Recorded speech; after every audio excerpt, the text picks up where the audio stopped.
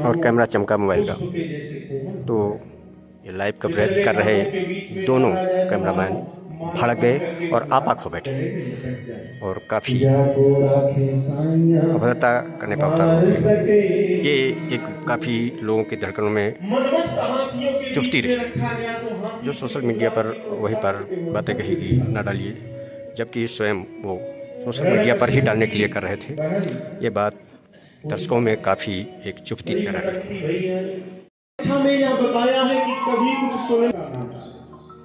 ये जो कथा का श्रवण आप लोग देख रहे हैं, ये बद्रीनाथ धाम की कथा है, जहाँ पर दुर्लभ बहुत ही किस्मती लोग और वहाँ पहुँचते हैं और बद्रीनाथ धाम में कथा सुन करके जीवन धन्य बनाते हैं। लेकिन आज ये जो अवसर मिला, ये श्योता के विधायक 150 ज्ञानद्वारी चौकीदार के द्वारा आयोजित की गई है, जहाँ पर ये पंडाल में एक छत के नीचे भक्तजन इकट्ठा हैं और श्री राघवदास महामंडलेश्वर वृंदावन से पधारे उनके द्वारा ये कथा का रसपान कर रहे हैं।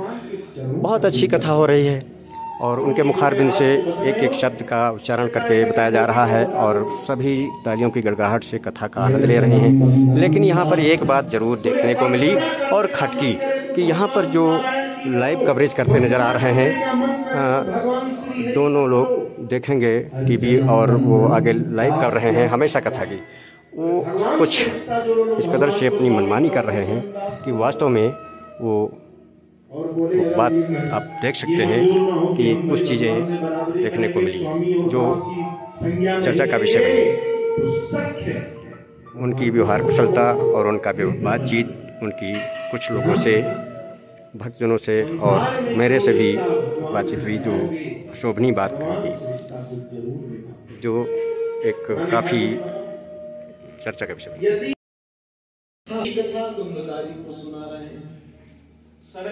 भगवान सुखदेव जी यही कथा सुप्रताल में परीक्षित को सुना रहे हैं और वही भागवत की कथा हम आपको बद्रीनारायण और वही प्रहलाद चरित्र की कथा श्री देवर्षि नारद युधिष्ठिर को सुनाने जा रहे, नए वक्ता पढ़ रहे स्थानों पे यह कथा चल रही है को नारद जी सुना कथा कई क्रम चलते हैं। प्रहलाद चरित्र उसी दिन से हिरण्यकश्यप ने भगवान से बदला लेने को द्रोणाचल पर्वत पहुंचा और द्रोणाचल पर्वत इधर हिरण्यकश्यप हरण कर लिए। इसलिए हरण किया क्योंकि हिरण्यकश्यप महा, तो देवराज इंद्र यह सोच रहे कि हम अभी हिरण्यकश्यप दैत्य हो तो इतनों से हम कैसे निपटे। तो मानो जब देवराज इंद्र कयाधु का हरण करके गर्भ नष्ट करने के भाव से ले जा रहे थे, तो मार्ग में ही देवर्षि नारद मिला। देवर्षि नारद ने देवराज इंद्र को रोका, महात्मन राजन, आप भला कयाधु का हरण करके किधर लेके जा रहे हैं। देवराज इंद्र ने सारी बात बता। बोले महात्मा ने ऐसी सी बात है, ये दैत्य पत्नी है, इसके गर्भ से यदि कोई पुत्र, इसलिए इसके गर्भ को हमें नष्ट करना। बद्री धाम में श्योता के विधायक के द्वारा आयोजित कथा चौथे दिन की कथा चल रही है श्री महामंडलेश्वर राघवदास जी के और छोड़ दे और इसके गर्भ में महाभक्त है, इस भाव को याद रखें और कदापि कयाधु को कोई कष्ट न पहुंचाए। देवर्षि नारद के कहने पे देवराज इंद्र ने कयाधु को वही छोड़ दिया। कयाधु ने देवर्षि नारद के सामने हाथ जोड़े, महात्मा आपकी कृपा से केवल मैं नहीं, मेरा गर्भ में पलने वाला बालक भी बच गया। इसलिए अब आप हमें इतनी कृपा करके बतावें, कयाधु कहे कि हम जाएं कहां, क्योंकि ये देवराज इंद्र आपके सामने तो चले गए हैं हाथ पैर जोड़ के, आपकी अनुपस्थिति में पुनः मेरा हरण कर सकते हैं। इसलिए मैं अपने राज्य वापस नहीं जाना चाहता। देवर्षि नारद बोले ठीक है, तुम चिंता मत करो, तुम हमारे आश्रम में वहीं ठहरो जब तक बालक का जन्म ना हो। कयाधु ने कहा महात्मन, कभी दिव्य संतों के दर्शन विफल नहीं होते, जैसे भगवान के दर्शन विफल नहीं होते। अगर आप कृपा करें तो हम आपसे कुछ वरदान स्वरूप में मांगना चाहिए। देवर्षि नारद बोले, बताओ क्या मांगना?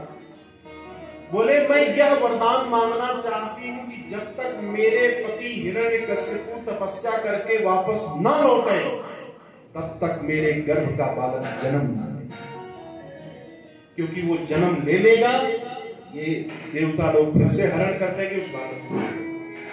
देवर्षि नारद ने तथास्तु कह दिया।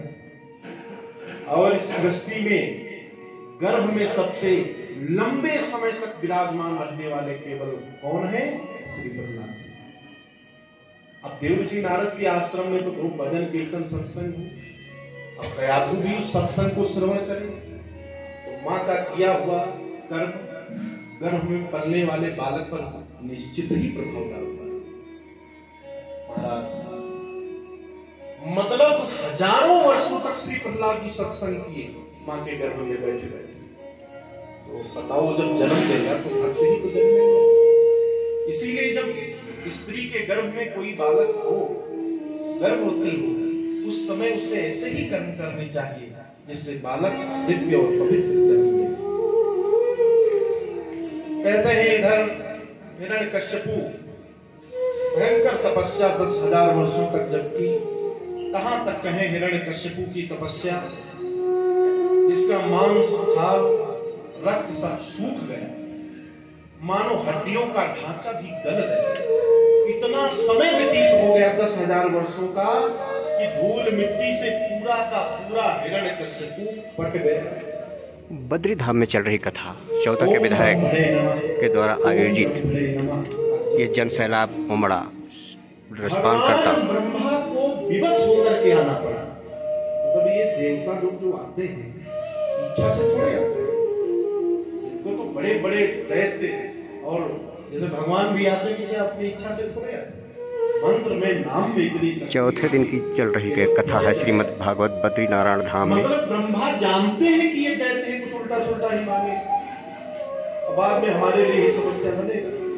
फिर भी मंत्रों की ऐसी शक्ति है कि ब्रह्मा खींचे हुए चले जाए।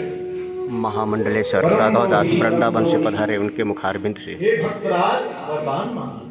भक्तों को सुनाई जा रही कथा। वहां पहुंचे तो केवल हिरण्यकश्यप की आवाज सुनाई। अवसर जी विशाल चौथा के विधायक ज्ञान तिवारी के द्वारा आयोजित उनके सौजन्य से मिला और जल छिड़का हो रही। दिव्य स्वरूप में हिरण्यकश्यप प्रकट हुआ। ब्रह्मा को प्रणाम किया, प्रणाम करके ब्रह्मा से चतुर्थ दिन की कथा वरदान मांगा, बद्रीनाथ धाम में महाराज कृपा करें और मुझे अमर कर दे। ब्रह्मा बोले, त्यागी महाराज की भी यहाँ उपस्थिति देखी गई। बाकी जो मांगो सब तुम्हारा। तब उसने न दिन में मरु न रात्रि में, न आकाश में, न पृथ्वी पे, न अस्त्र से न शस्त्र से, आपके बनाए हुए 12 महीनों में, आपकी बनाई हुई किसी सृष्टि से न मरू, न दिन में न रात्रि में, न घर के अंदर न घर के बाहर, न आकाश में न पृथ्वी, सब जो उससे याद आया। ब्रह्मा बोले, आप देख रहे हैं आपका अपना चैनल टूटी फूटी आवाज़ में प्रेम बातें के साथ बने रहिए, देखते रहिए। अब खबर को लाइक करें, शेयर करें, कमेंट करें, ताकि लोग इस कथा सुनकर पूर्ण के भागी बन सके। जिधर जाए उधर देवता छोड़ के भाग जाए, सब स्वर्ग खाली। ब्रह्मा जी भी छोड़ के निकल दिए, मतलब ब्रह्मा जी ही वरदान दिए। और हिरण्यकश्यप के भय से स्वयं ब्रह्मा भी ब्रह्मलोक छोड़ गए। जहां जाए सब महाराज खाली पड़ा वीरान।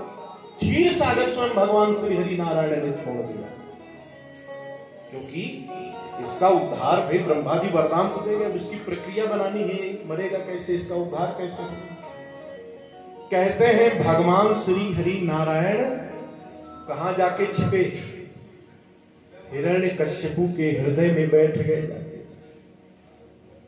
परीक्षित बोले, महाराज अगर वह भगवान हिरण्यकश्यपु के हृदय में जाके बैठ गए, वो कहीं झुक करके देख लेता, दिख जाता, तब क्या होता? स्वामी सुखदेव वर्णन करते हैं, राजन अहंकारी व्यक्ति कभी झुकता नहीं है, और जो झुकता नहीं है उसे भगवान मिलते नहीं है। और हिरण्यकशिपु तो महा अहंकारी, झुकने का कोई मतलब ही नहीं। कहते हैं महाराज, चारों तरफ आधिपत्य हो गया, तीनों लोगों में हिरण्यकशिपु के नाम का डंका बजने लग गया। हिरण्यकशिपु ने अपना राजपाट संभाला। छोटे से 5 वर्ष की आयु के श्री प्रहलाद जी से भेंट हुई, तो बड़े प्रेम से हिरण्यकशिपु ने प्रहलाद से पूछा, पुत्र मुझे कुछ तो अच्छी बात, जो तुम्हें कोई अच्छी बात। तो उस समय अध्ययन तो नहीं हुआ था, परंतु मां के गर्भ में रह के जो सत्संग प्राप्त हुआ था। बोले पिताजी, अच्छी बात तो यही है, यह जीवन जो मिला है वो भगवत प्राप्ति के लिए मिला है, इसलिए सभी को भगवान का भजन करना चाहिए। मंत्रियों को बुलाया, प्रहलाद को ले जाओ और तुरंत गुरुकुल में एडमिशन दिलवा दो, तुरंत इसका नाम गुरुकुल में लिखा दो, क्योंकि ये गलत शिक्षा नीति पे जा रहा है। दैत्यों की क्या शिक्षा नीति है उसे सिखाओ। गुरु संडामर्क शुक्राचार्य के पुत्र हैं, संड और अमर, उन दोनों को बुलाया गया। बोले मेरे पुत्र को बड़ी सुंदर शिक्षा दो, कैसे देवताओं को छलें, कैसे उनका सिंहासन छीन, यही तो दैत्य विद्या है। कहते हैं महाराज संडामर्क ले गए, परंतु जब पढ़ाई पढ़ावे कि बोलो गा से गधा, तो महाराज वह प्रहलाद जी कहे नहीं, गा से गणेश। तो संडामर्क बड़ी पिटाई करे, पर प्रहलाद जी पे कोई असर नहीं। एकांत जो ही एकांत प्रहलाद जी देखते गुरु जी नहीं है, तुरंत 4-6 दैत्य पुत्र इकट्ठे करते और शुरू हो जाते श्रीमन नारायण नारायण नारायण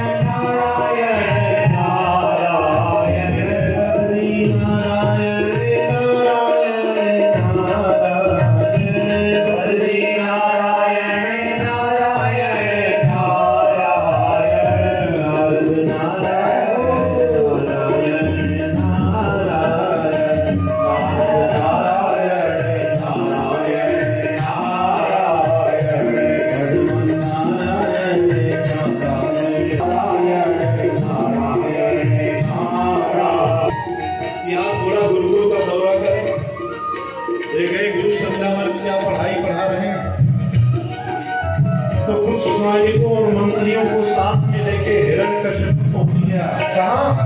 गुरुकुल। अब गुरुकुल पहुंचा तो दूर से देखा नारायण, तुरंत सैनिकों को आज्ञा की जाओ और इन सबको बंदी बना के और मेरे सभा की ओर ले चलो। सैनिक दौड़े दौड़े गए और जो ही प्रहलाद को पकड़ने के लिए स्पर्श किया, नाचने लग गए। नारायण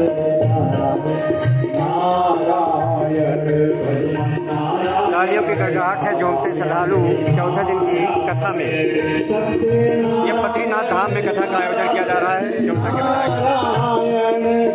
नारायण नारायण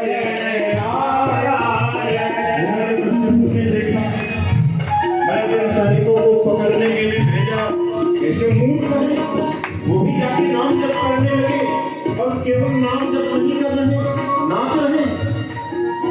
हिरण्यकशिपु स्वयं चल पड़ा और जो ही प्रहलाद को छूने का विचार बनाया कि पकड़े, विचार किया।